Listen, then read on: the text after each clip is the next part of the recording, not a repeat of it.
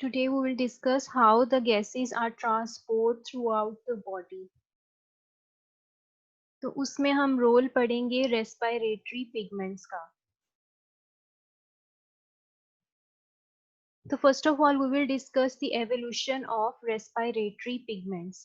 कि किस तरह से रेस्पिरेटरी पिगमेंट्स जो हैं एनिमल्स के अंदर इवॉल्व हुए, इनकी क्यों ज़रूरत पड़ी. तो ऑक्सीजन जो है वो लंग्स से each and every cell of body तक जो है ट्रांसपोर्ट किया जाता है, जिसके लिए डिफरेंट सिस्टम्स जो हैं काम कर रहे हैं हमारी बॉडी में. फॉर एग्जांपल हमारा सर्कुलेटरी सिस्टम जो उसको ट्रांसपोर्ट करता है गैसेस को हमारे सेल्स तक. तो जितने भी एक्टिव ऑर्गेनिजम्स हैं, कॉम्प्लेक्स ऑर्गेनिजम्स हैं, उनके क्या होती हैं, मेटाबॉलिक एक्टिविटीज जो हैं वो बहुत हायर होती हैं. तो हाई मेटाबॉलिक रेट होने की वजह से दे नीड मोर ऑक्सीजन, उन्हें ज़्यादा ऑक्सीजन की ज़रूरत होती है. तो सिंपली डिफ्यूजन जो है वो ना काफ़ी होती है इन ऑर्गेनिजम्स में जिन्हें ज़्यादा से ज़्यादा ऑक्सीजन की ज़रूरत है, क्योंकि डिफ्यूजन जो है वो एक स्लोअर प्रोसेस है. इसके अलावा जो कॉम्प्लेक्स ऑर्गेनिजम्स हैं उनके ईच एंड एवरी सेल तक जो है डिफ्यूजन के जरिए ऑक्सीजन का पहुंचना जो है मुश्किल है. इसके लिए एक ट्रांसपोर्ट और सर्कुलेटरी सिस्टम की ज़रूरत है जो कि क्या करे, एक फ्लूइड को सर्कुलेट करे हमारी पूरी बॉडी में, और ये फ्लूइड जो है वो एज अ मीडियम काम करे इन गैसेस की ट्रांसपोर्ट में. तो ये सर्कुलेटरी मीडियम जो फ्लूइड है ये क्या करता है, डिस्ट्रीब्यूट करता है ऑक्सीजन को हमारी बॉडी में. तो जितने भी एक्टिव ऑर्गेनिजम्स हैं उनके अंदर इंक्रीज डिमांड ऑफ ऑक्सीजन होती है, यानी उन्हें ऑक्सीजन की ज़्यादा ज़रूरत होती है ताकि ज़्यादा से ज़्यादा मेटाबॉलिक रिएक्शन जो है वो परफॉर्म कर सकें. तो ऑक्सीजन जो है उसकी सॉल्युबिलिटी जो है इन वाटर बेस्ड फ्लूइड्स के अंदर कम है. तो अब एक तरह से ही ट्रांसपोर्ट किया जा सकता है ना इस सर्कुलेटरी फ्लूइड के थ्रू, कि वो इनके अंदर जो है ऑक्सीजन जो है डिसॉल्व होके चला जाए हर सेल तक. लेकिन अगर ऑक्सीजन की सॉल्युबिलिटी जो है इन फ्लूइड्स के अंदर कम है तो फिर ज्यादा से ज्यादा ऑक्सीजन को किस तरह से ट्रांसपोर्ट किया जाए. इस वजह से फ्लूइड बोर्न रेस्पिरेटरी पिगमेंट्स जो है उनकी डेवलपमेंट हुई ऑर्गेनिजम्स के अंदर, ताकि ये पिगमेंट्स जो हैं एज अ कैरियर जो है यूज हो और उनको कैरी करके ऑक्सीजन को ले जाएं सेल्स तक. तो ये पिगमेंट्स जो हैं स्पेशलाइज्ड होते हैं कि ये रिवर्सिबली बाइंड करते हैं ऑक्सीजन के साथ.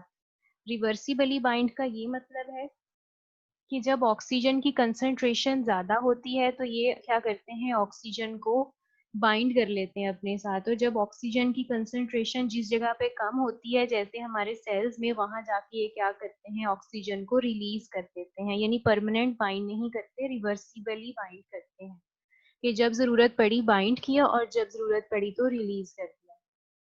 तो रेस्पिरेटरी पिगमेंट्स हेल्प करते हैं बहुत सारे ट्रांसपोर्ट सिस्टम्स में. ये प्रोवाइड करते हैं इंक्रीज डिमांड ऑफ ऑक्सीजन, ज़्यादा से ज़्यादा ऑक्सीजन की सप्लाई जो है इनकी मदद से होती है. रेस्पिरेटरी फंक्शन जो हैं वो उनका एक और फंक्शन ये है कि शॉर्ट टर्म ऑक्सीजन स्टोरेज. ना सिर्फ ये ऑक्सीजन को ट्रांसपोर्ट कर रहे हैं, कैरी करके लेके जा रहे हैं, बल्कि एज अ स्टोरेज भी यूज हो रहे हैं. तो ये जो रेस्पिरेटरी पिगमेंट्स हैं डिफरेंट ग्रुप्स में एनिमल्स के पाए जाते हैं, और इनकी कोई फाइलोजेनेटिक एक्सप्लेनेशन नहीं है, यानी इनकी कोई एवोल्यूशनरी रिलेशनशिप नहीं है. इनकी डिस्ट्रीब्यूशन जो है वो डिपेंड करती है ऑन पैरेलल एवोल्यूशन, यानी दे हैव इवॉल्व्ड इंडिपेंडेंटली.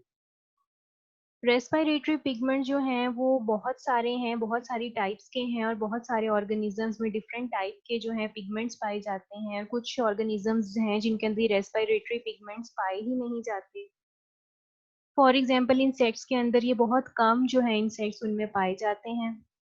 तो फिर किस तरह से वो अपना एक्सचेंज ऑफ गैसेस का प्रोसेस करते हैं, किस तरह से उनमें जो है गैसेस जो है वो ट्रांसपोर्ट होती हैं. तो उनमें जो है एक्सटेंसिव ट्रेकियल सिस्टम है, जो हमने पहले भी डिस्कस किया था, कि जो ट्यूब्स के जरिए जो है ट्रांसपोर्ट की जाती हैं गैसेस. और कुछ ऑर्गेनिजम्स, कुछ इंसेक्ट्स जिनके अंदर ये ट्रेकी जो है रेस्पिरेटरी ट्यूब्स इतनी डेवलप नहीं होती, तो वो क्या करती हैं, सॉल्यूशन फॉर्म में अपने हीमोलिम्फ के अंदर ऑक्सीजन को डिसॉल्व करके ट्रांसपोर्ट करती हैं.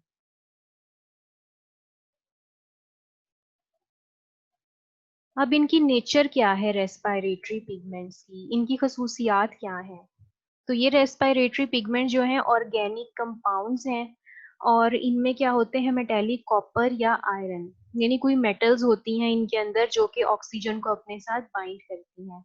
अब ये पिगमेंट्स या तो ब्लड के अंदर सॉल्यूशन फॉर्म में होंगे यानी ब्लड के अंदर डिसॉल्व होंगे, या फिर ये बॉडी फ्लूइड्स के अंदर जो है मौजूद होंगे, या फिर ये जो है कुछ स्पेसिफिक ब्लड सेल्स के अंदर मौजूद होंगे। ये क्या करेंगे, फ्लूइड के अंदर मौजूद नहीं होंगे बल्कि फ्लूइड बोन सेल्स के अंदर मौजूद होंगे।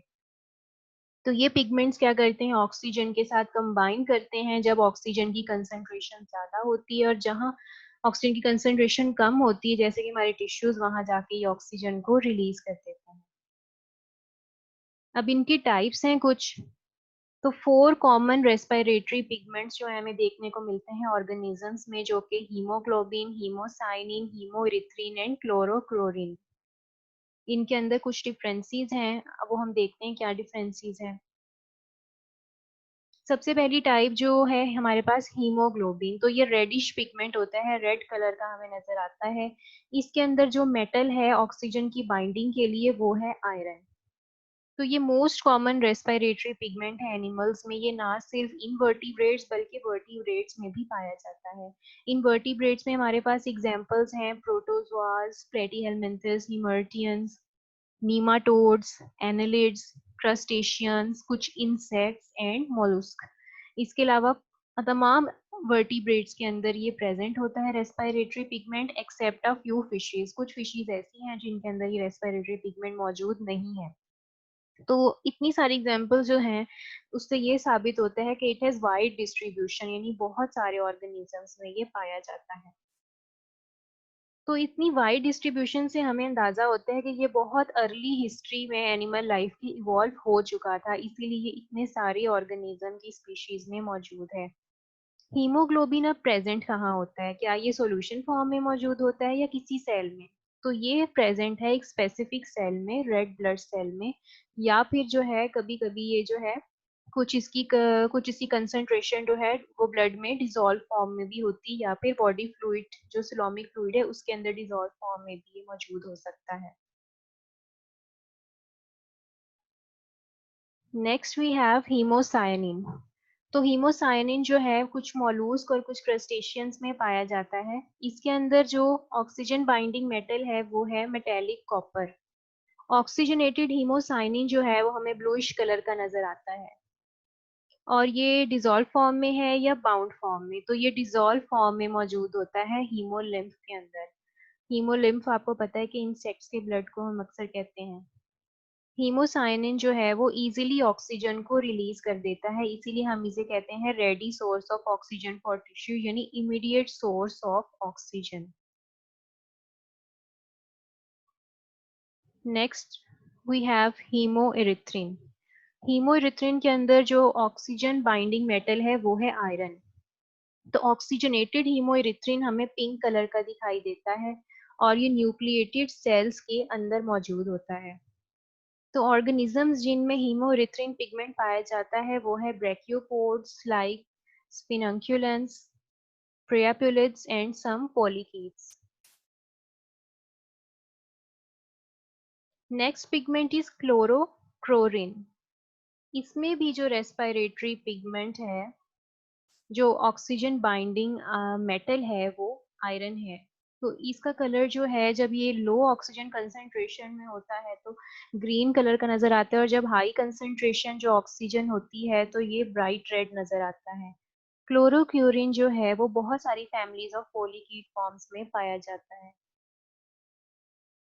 अब next we have is transport of carbon dioxide. Carbon dioxide कैसे ट्रांसपोर्ट होती है? तो कार्बन डाइऑक्साइड की कंसंट्रेशन एनिमल के बॉडी फ्लूइड्स में बहुत ज्यादा होती है, लेकिन उनकी सॉल्युबिलिटी जो है वो उसके मुकाबले में जो है कम है। उसका क्या रीजन है? अब कार्बन डाइऑक्साइड जो है वो टू फॉर्म्स में जो है ट्रांसपोर्ट होती है, एक तो बाउंडेड स्टेट और दूसरी डिसॉल्व स्टेट। बाउंडेड स्टेट में यानी ये किसी भी रेस्पिरेटरी पिगमेंट के साथ बाइंड होके जो है ट्रांसपोर्ट होता है, जैसे हीमोग्लोबिन। हीमोग्लोबिन जो है ना सिर्फ ऑक्सीजन को ट्रांसपोर्ट करता है बल्कि कार्बन डाइऑक्साइड को भी कैरी करके लेके जाता है। दूसरा तरीका जो है डिसॉल्व स्टेट में, तो ये ब्लड के अंदर डिसॉल्व फॉर्म में भी ट्रांसपोर्ट होता है। तो ब्लड के अंदर जो वाटर होता है उसके साथ ये जो है रिएक्ट करता है कार्बन डाइऑक्साइड और क्या बना देता है कार्बोनिक एसिड। और ये कार्बोनिक एसिड जो है रिवर्सिबली जो है बाइकार्बोनेट के अंदर जो है और प्रोटॉन के अंदर जो है कन्वर्ट हो जाता है। तो ये जो दोनों फॉर्म्स हैं इन दोनों फॉर्म्स में ये ट्रांसपोर्ट होता है कार्बोनिक एसिड और बाइकार्बोनेट में। तो ये जो फॉर्म्स हैं ये लोअर कर देती हैं concentration of free carbon dioxide in blood, क्योंकि कार्बन डाइऑक्साइड जो है वो हमें फ्रीली फॉर्म में नहीं बल्कि यहाँ पे देखें कार्बोनेट या कार्बोनिक एसिड या बाइकार्बोनेट की फॉर्म में नजर आता है। तो it raises the overall carrying capacity of blood. तो आज का हमारा लास्ट टॉपिक जो इस चैप्टर का है वो भी एंड होता है। Thank you.